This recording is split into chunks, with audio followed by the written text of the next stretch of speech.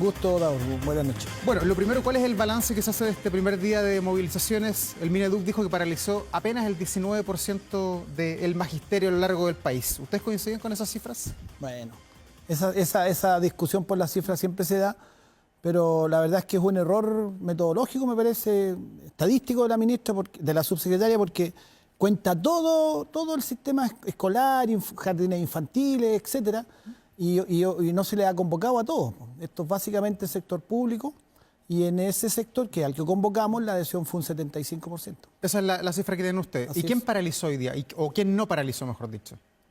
Bueno, hay algunos colegios, en algunas comunas, siempre hay algunos que por distintas razones no adhieren. La región de Magallanes tampoco, porque ellos vienen saliendo de una movilización, de una larga movilización entonces, que no llegó a nada, por cierto. Sí. Por lo menos las demandas que habían. No tuvieron los logros que se esperaban, pero ellos no paralizaron, pero igual adhirieron a la movilización con declaraciones y algunas acciones que hicieron los dirigentes. Ya. Mario, ¿y por qué están paralizando los profesores? Estamos terminando el semestre, no han sido años fáciles para la gente que envía a sus niños, a los pupilos, a los colegios públicos del país. No han sido fáciles en los últimos años. Y otra vez una paralización terminando el semestre. ¿Por qué? Es que siguen siendo no fáciles, y por muchas razones que hacen que sea tan no fácil, como dice usted, Davor, la gestión de la educación es que estamos también paralizando, porque estamos exigiendo soluciones precisamente para que el sistema educacional funcione mejor, para que nuestros niños y niñas tengan mejores condiciones. Estamos hablando del tema de la violencia. O sea, yo creo que las familias todas hoy día tienen una inquietud muy grande, temor incluso, diría yo, de qué puede pasar con su hijo en el colegio. Queremos que baje el agobio laboral docente por un trabajo administrativo excesivo, burocrático, que nos sirve para hacer mejores clases. No queremos trabajar menos, queremos que se nos aliviarnos del trabajo administrativo para dedicarnos mejor a nuestros estudiantes. O sea, queremos que el sistema educacional funcione mejor. Estamos planteando los problemas de la educación pública, que hay serios problemas de infraestructura, de gestión. Queremos que los niños tengan baños como la gente, en muchos lugares no están. Queremos que haya calefacción en la sala donde hay a veces temperaturas cercanas a 0 grados. Queremos que los techos no se lluevan. Todo eso que hace que no sea fácil la educación, precisamente nuestra movilización es para que eso mejore y para que haya soluciones a muchos de esos problemas. Y a la hora de movilizar, ¿cuánto se piensa en el alumno, en los apoderados que han tenido bastante ya dureza para enfrentar el 2025, también el 2024, en lo que se está perdiendo? Se pierden clases de matemática, de lenguaje, usted es profe de educación física, también de clase de educación física. ¿Se piensa en ellos? Siempre estamos pensando en nuestros estudiantes, o sea, lo que hacemos es por nuestros estudiantes. Pero los papás muchas veces uno los entrevista y dice que ustedes ponen de rehén a los estudiantes prácticamente. No, esa frase no se la ha escuchado nunca a un papá, se la ha escuchado de repente a algunos políticos, pero no a un papá. Nosotros tenemos en general una relación muy cercana con los apoderados. Son digamos, con quienes somos nosotros quienes nos relacionamos cotidianamente con ellos. ¿Entonces que ellos respaldan su movilización? En general, sí. De repente aparece alguna organización media fantasma que uno nunca tiene muy claro a quién representa, que aparecen, sobre todo en el Mercurio, aparecen muchos, como diciendo que se representan apoderados. Nosotros cada vez que hacemos movilización, la informamos a nuestros apoderados, explicamos las razones, la preparamos, es bien responsable, se hacen turnos éticos, la alimentación se mantiene, ¿no es cierto?, el vínculo con la familia. Entonces, todo lo que hacemos en general, gran parte de lo que hacemos es por nuestros apoderados, por nuestras familias, por nuestros niños, fundamentalmente por nuestros estudiantes. Y los ejemplos que le estoy poniendo del petitorio de los 6 puntos, un par de ellos apenas tienen que ver directamente con nosotros, con temas laborales, que igual repercute en un mejor trabajo con los estudiantes. Por ejemplo, cuando pedimos contrato indefinido es justamente para que no haya profesores temporeros que van saltando de un colegio a otro y que tengan el contrato que corresponde. Pero en los otros temas, cuando estamos hablando de la inclusión, por ejemplo, que es parte del tema del agobio laboral y la violencia, lo que queremos es poder atender mejor a nuestros estudiantes en la inclusión, que hoy día queda mucho en una inclusión de papel. Entonces, siempre estamos pensando en nuestros estudiantes. Mario, ¿y por qué se decidió paralizar hoy día miércoles? Porque escuchaba al ministro de Educación, el ministro Nicolás Cataldo, que decía que, bueno, que le extrañó este paro porque están negociando todavía, que la mesa no se ha quebrado y que estaban negociando las partes, y sin embargo ustedes llamaron a movilizarse. ¿Por qué decidieron hacerlo ahora y no esperar, en el fondo, terminar la mesa negociadora? Mire, yo creo que al ministro no le corresponde ser comentarista gremial. A él le corresponde, si nosotros hacemos el paro un día, otro día, esa es una decisión nuestra y de nuestra asamblea, y nunca vamos a aceptar que venga ni una autoridad ni un político a decirnos cómo tenemos que hacer las cosas.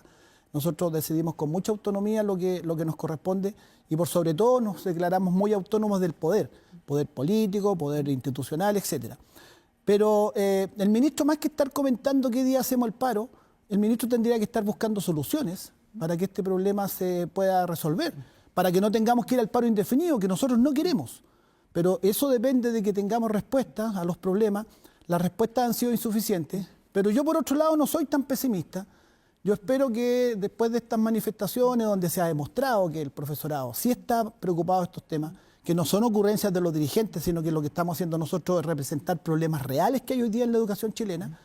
Yo espero que, confío, el Directorio Nacional y en general nuestra estructura de Colegio de Profesores confíen que el ministro y el gobierno en general, porque no es solo el ministro el que toma decisiones acá, hay decisiones que tienen mucho que ver con el Ministerio de Hacienda, sí, que son ellos los que tienen que dar la autorización.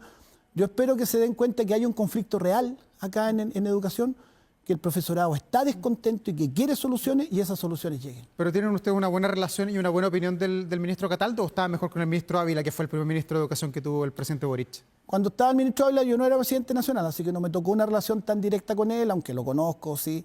Con el ministro Cataldo en general yo no puedo decir que hay mala relación. En general hay una relación directa, digamos, cuando necesitamos tratar un tema tenemos acceso a él, no es un ministro inaccesible, pero en esta ocasión yo creo que ha estado lento para dar solución a los problemas. Las conversaciones las llevamos con la subsecretaria, pero entendemos que... Con la subsecretaria Arratia. Arratia, pero entendemos que el ministro está detrás de eso también y estamos también permanentemente interlocutando con él. Pero yo espero que sus declaraciones de estos días un poquito destempladas sean exabruptos momentáneos y que recuperemos esa capacidad de diálogo para poder resolver los problemas, porque acá lo que importa, más allá de la discusión que pueda tener él conmigo o con el gremio, lo que importa es que haya soluciones para los profesores y profesoras y para nuestros estudiantes y para el sistema educacional en estos problemas que son reales. Ya, le escuchaba en declaraciones a otros medios sobre este tema, sobre la paralización, que aquí podría haber una segunda deuda histórica a los profesores. ¿Por qué usa ese apelativo para graficar los problemas que está enfrentando el gremio? Porque hay una deuda salarial enorme, previsional, que también es parte del salario, porque a usted de su salario le descuenta en el fondo lo que va a la previsión, y hay una enorme deuda, enorme, creo que está cuantificada en más de 200.000 millones de pesos, que distintos municipios tienen, que en algunos casos se traspasan los SLEP y esos SLEP siguen la deuda pendiente sin que se resuelva, y nosotros creemos que ese es un tema grave que tiene que el gobierno dar una respuesta concreta de cómo se va a resolver, porque ahora vienen varios traspasos de los municipios a los SLEP. Ahora mismo San José de Maipo, un saludo a mis colegas San José de Maipo, que están con un montón de tiempo sin que se les pague lo que se les debe en previsión. O sea, que es una previsión indebida porque el municipio o el empleador descuenta esos fondos y luego no los entera a la AFP y a salud. O otras deudas o otros pagos de terceros, como por ejemplo seguros o casas comerciales. La plata se la descuentan y nuestros colegas después quedan en DICOM, o algunos tienen seguros, por ejemplo, de cáncer, y cuando van a ser efectivos porque se les declaró la enfermedad, ocurre que el seguro no estaba vigente porque el empleado no había pagado. Hay enorme cantidad de deuda y no puede ocurrir lo que está ocurriendo en algunos casos, que el municipio tiene la deuda, se traspasa los nuevos SLEP, el municipio no pagó, el SLEP tampoco se hace cargo y al final queda en que se tiran la pelota y no hay solución. Nuestros colegas siguen con esa deuda y eso podría llegar, si no se soluciona, a una segunda deuda histórica, efectivamente. Mario, estamos en el día 1 de la paralización, la primera convocatoria es por 48 horas. Este jueves me imagino que van a haber negociaciones. ¿Cuáles son sus líneas rojas para eventualmente bajar la movilización o transformarla en un paro indefinido? Mire, nosotros hemos presentado 6 puntos, tampoco son tantos. No están todos los problemas de la educación chilena. Por ejemplo, no está la mención de las educadoras diferenciales de párvulo, pero no nos olvidamos de ese problema y lo vamos a seguir luchando.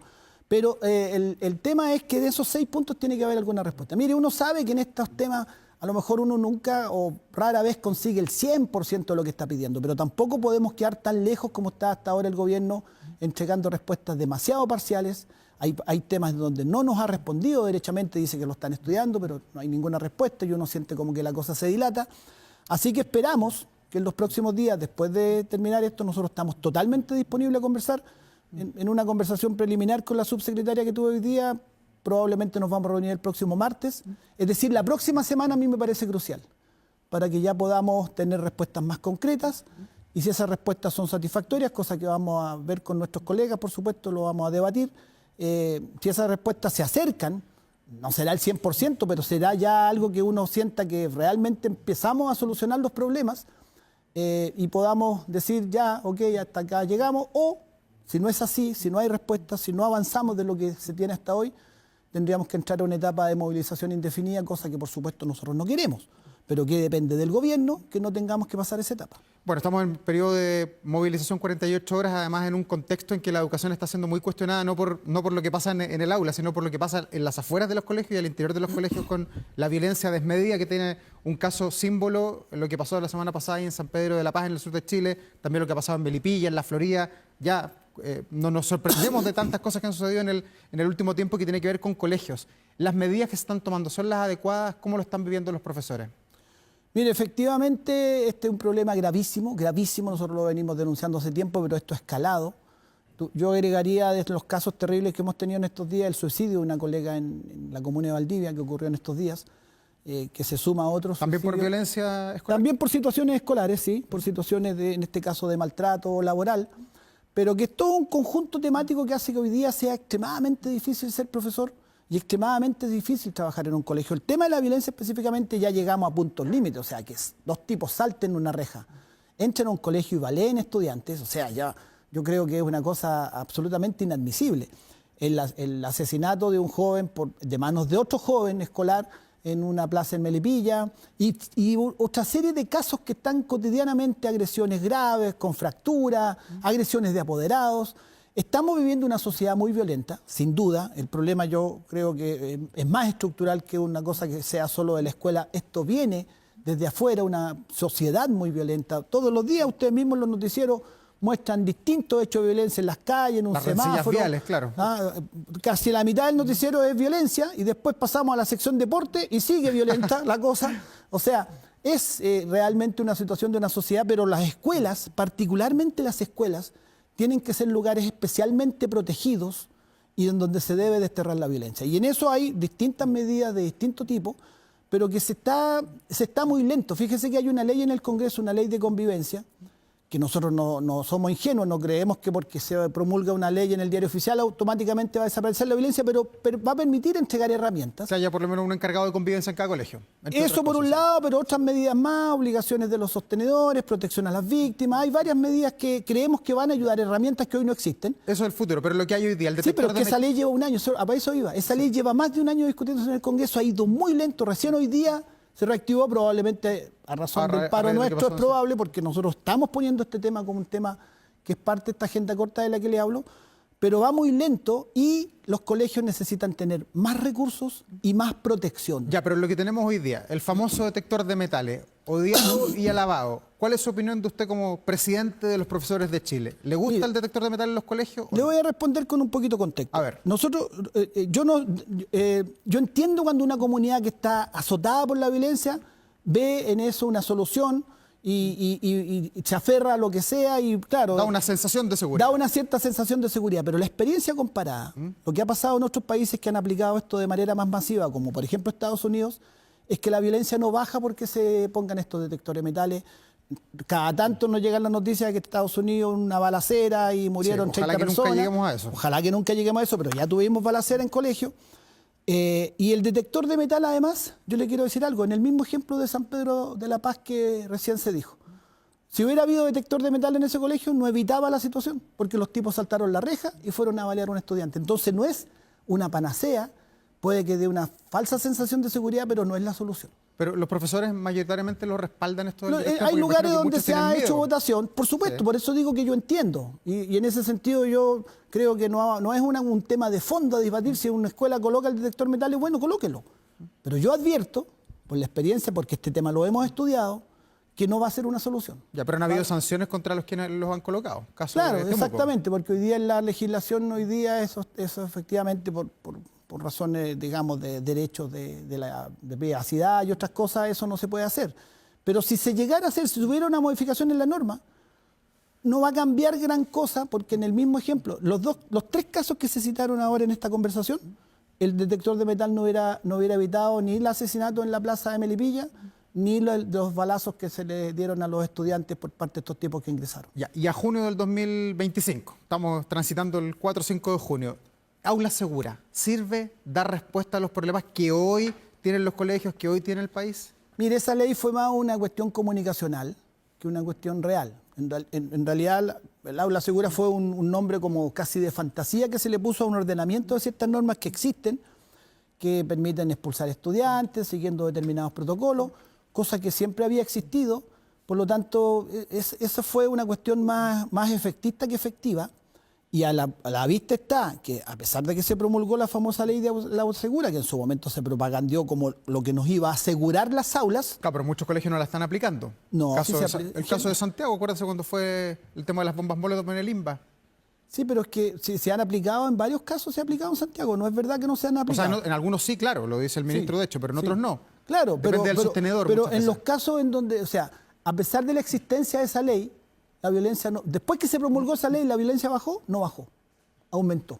Por lo tanto, ese es un hecho concreto, fáctico, que muestra que la ley esa era más humo que una realidad. Mario, lo último, ¿qué viene para la movilización de las próximas horas? Ahora en las próximas horas, a partir de las 9 de la mañana, vamos a estar marchando desde el kilómetro 100 de la carretera Ruta 68 hacia Valparaíso para ingresar y terminar con un acto frente al Congreso. Mario Aguilar, presidente de los profesores, muchas gracias por estar aquí esta noche en Vía Pública. Gracias, Davor, por la invitación. Que le vaya muy bien.